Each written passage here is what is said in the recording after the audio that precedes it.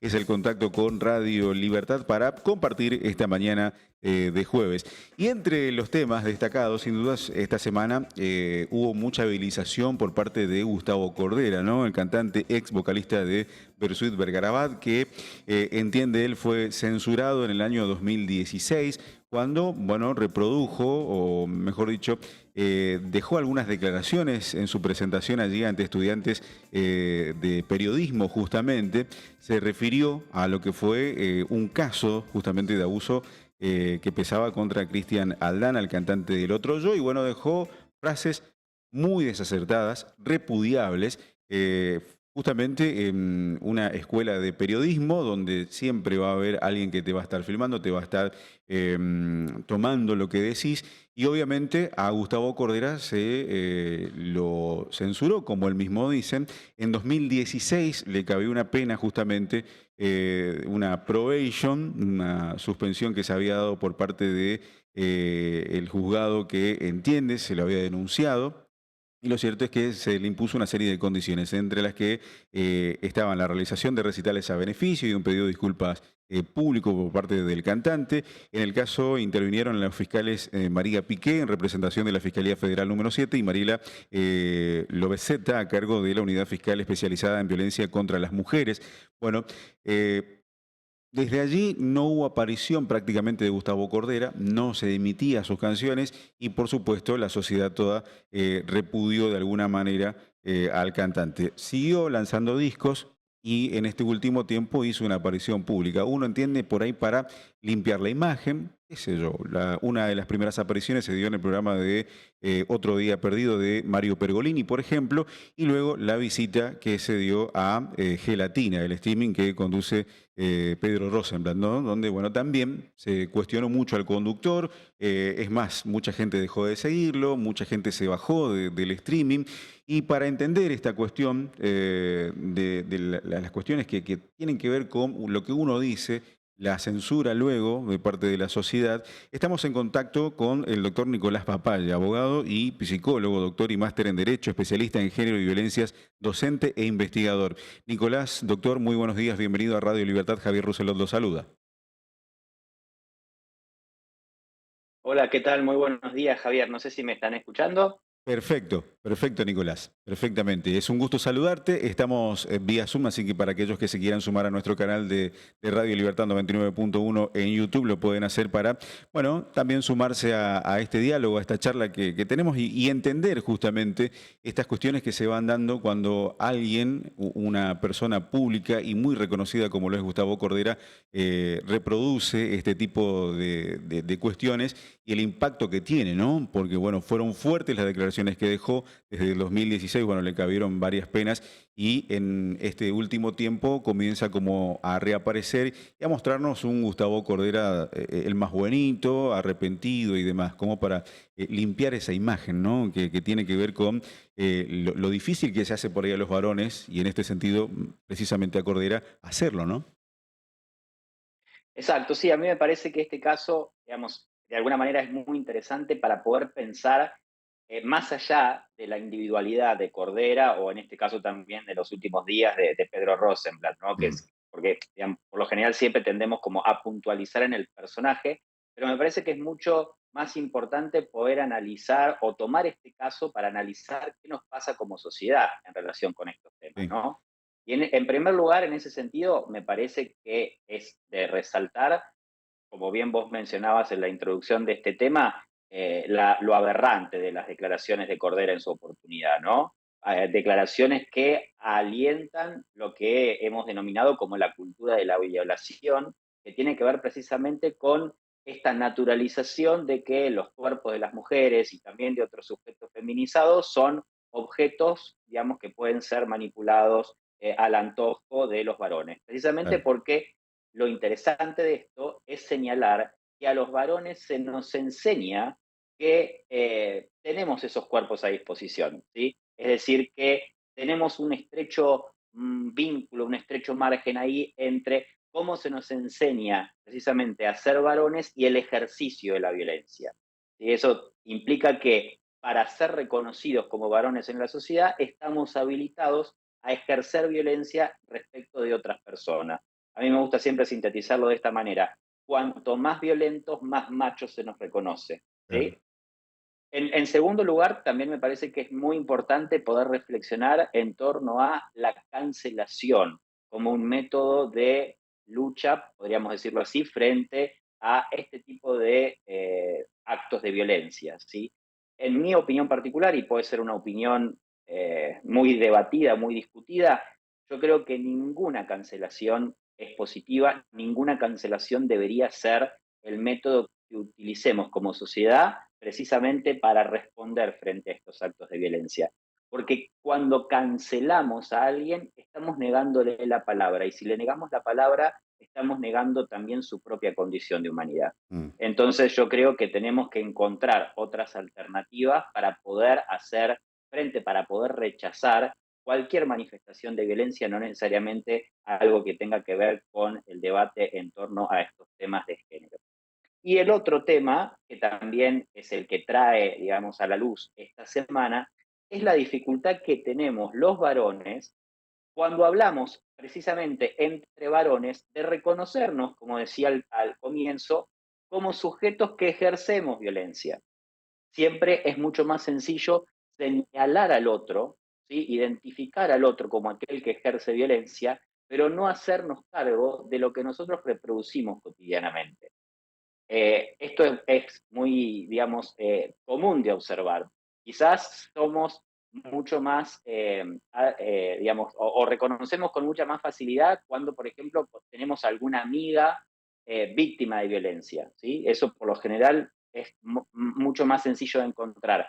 Ahora, es mucho más difícil que también reconozcamos que tenemos algún amigo que ha ejercido violencia. Y eso tiene que ver también con digamos, los modelos de masculinidad con los cuales nosotros nos hemos criado, ¿no? Entonces me parece que la última entrevista que ha generado tanta polémica en estos días de Rosenblatt con Cordera nos pone un poco de manifiesto esto, ¿no? Es decir, la dificultad que tenemos los varones precisamente para hablar de estos temas que en todo caso debemos traer a la luz, debemos poner en discusión para poder ir desandando esos modelos de masculinidad ligados, como decía anteriormente, al ejercicio de violencia.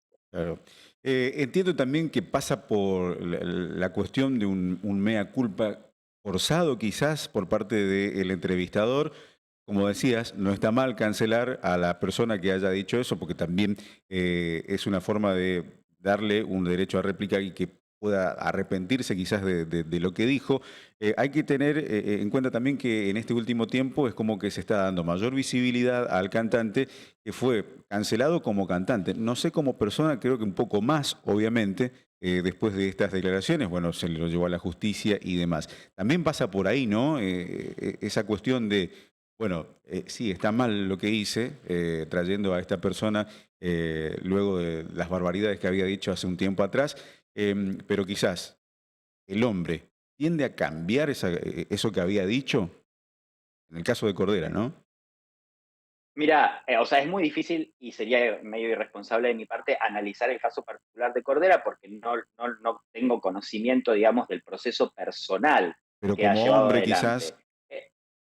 Claro, pero nos vamos, o sea, me parece interesante tomar el discurso público, porque en definitiva él es una figura pública. mm, Entonces, en ese sentido, como yo te mencionaba, me parece que es importante siempre dar la posibilidad a ese proceso de reflexión, digamos, y que eso es precisamente lo que no permite la cancelación.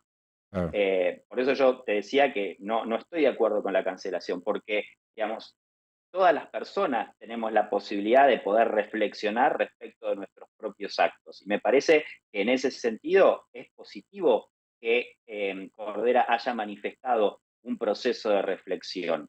En sus últimas manifestaciones públicas, y fue un poco contradictorio, en la entrevista con Rosenblatt no dio muchas señales de arrepentimiento respecto de las manifestaciones que hizo en el año 2016. Sí, luego en la entrevista con Pergolini, digamos, sí, lo manifestó, pidió disculpas y se hizo cargo de las aberraciones que había comentado. mm, Entonces, me parece mucho más positivo la manifestación en esa línea, claro. ¿sí? Que da cuenta precisamente de eso, de ese proceso personal de arrepentimiento, de haber tomado magnitud de que lo que dijo es realmente inaceptable, no solo en Argentina, sino en cualquier contexto, ¿no? Claro. Y también es difícil entender esta cuestión que, bueno, se crucifica a alguien, en este caso a una persona vinculada al espectáculo, a la música, a los shows, muy reconocido, obviamente, por su paso por Vergarabat, pero no así en otro sentido, ¿no? En otro ámbito de la sociedad. Si nos vamos al ámbito político, hay personas que fueron justamente acusadas, están en proceso judicial y demás, y aparecen en una boleta, ¿no? Para ocupar un cargo público. Totalmente, totalmente de acuerdo. Por eso me parece que este caso nos tiene que servir para poder pensar en términos más generales, ¿no? Ujú. Porque no es un problema específicamente de Cordera, porque eso también lo tendemos a hacer, esto que yo te decía. Es mucho más sencillo para todos señalar a alguien en particular y demonizar a esa persona y no hacernos cargo que en realidad es un problema que nos atraviesa como sociedad, porque esta cultura de la violación, estos modelos de masculinidad asociados con la violencia, ¿sí? Que en definitiva dan lugar a una sociedad desigual, donde está habilitado el ejercicio de violencias, la discriminación, es algo que nos atraviesa a todos y que se reproduce en otros ámbitos, particularmente en el ámbito de la política. Nosotros en los últimos años estamos asistiendo a un proceso en donde no solo que no repudiamos el ejercicio de violencia, sino que la violencia se ha convertido en algo que se celebra desde las más altas esferas del poder. Claro, Entonces, también nos tenemos que hacer cargo como sociedad de eso. totalmente, totalmente. Estamos dialogando con el doctor Nicolás Papalia, abogado, Papalía, ¿no? Así es, con haciendo la I. Exacto, Papalia. paparía, sí, sí. Abogado, psicólogo, doctor y máster en Derecho, especialista en géneros y violencias, docente e investigador. Y todo lo que estamos hablando, de alguna manera, está volcado en este libro que está próximo a salir, ¿no? Así es, sí. El próximo mes estamos publicando con Editorial Galerna un nuevo libro en donde precisamente lo que busco es reflexionar en relación con estos temas, ¿no? Es Mm, decir, ¿qué nos pasa a los varones frente a estas demandas feministas, que en definitiva son demandas de mayor igualdad, sí, pero que nos generan muchas incomodidades precisamente porque lo que nos plantean es la posibilidad de pensarnos como varones desde otro lado, es decir, con otros modelos.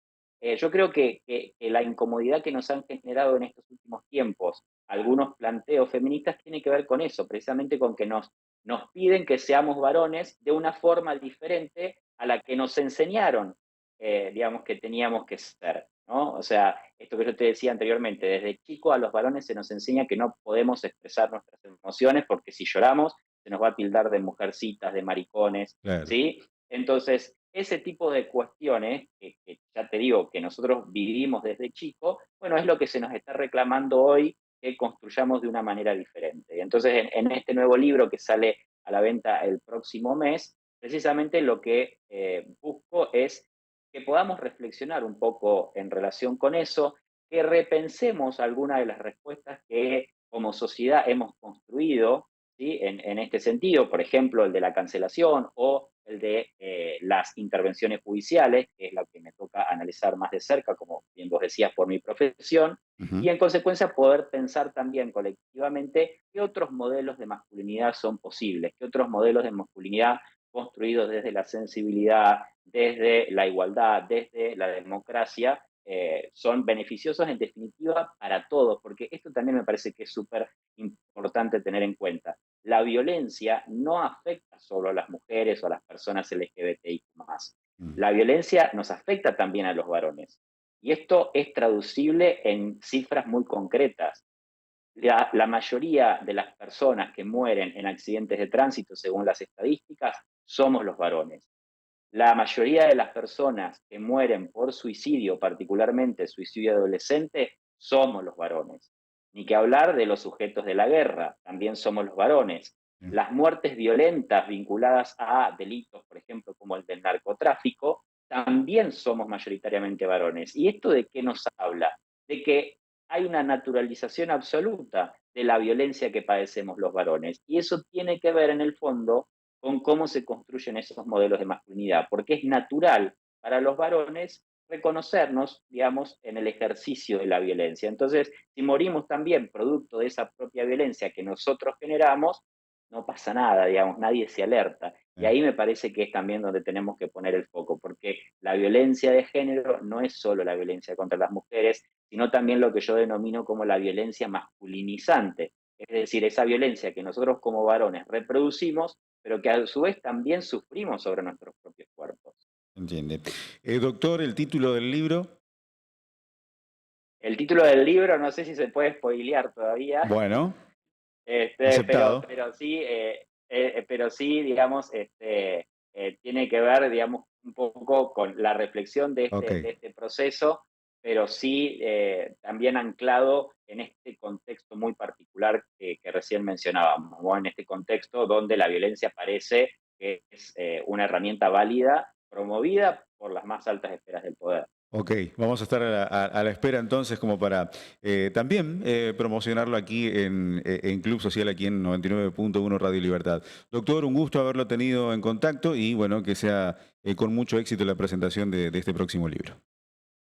Bueno, muchísimas gracias, Javier, a ustedes por la invitación y, por supuesto, espero a partir del próximo mes poder también compartir el lanzamiento del libro. Así que estamos en Cómo no. contacto. Cómo no, un gran abrazo, buena jornada. Allí dialogábamos con el doctor Nicolás Papalía, abogado y psicólogo, doctor y máster en Derecho, especialista en géneros y violencia docente e investigador, bueno, abordando este tema que se fue dando en este último tiempo con la reaparición, podríamos decir, de Gustavo Cordera en los medios. Por un lado televisivo, en el inicio de la semana, visitando el programa de Mario Pergolini, y luego también pasando por la nueva versión de la TV, ¿no? En el streaming, allí junto a Pedro Rosenblatt visitando Gelatina, que bueno, generó el repudio generalizado, quitando los likes de justamente el conductor y bajándose de lo que es el seguimiento que se va dando en estos medios que proliferan mucho y que tienen que ver con el streaming. Nota que la podés repasar en libertaddigital.com.ar. Este es tu club.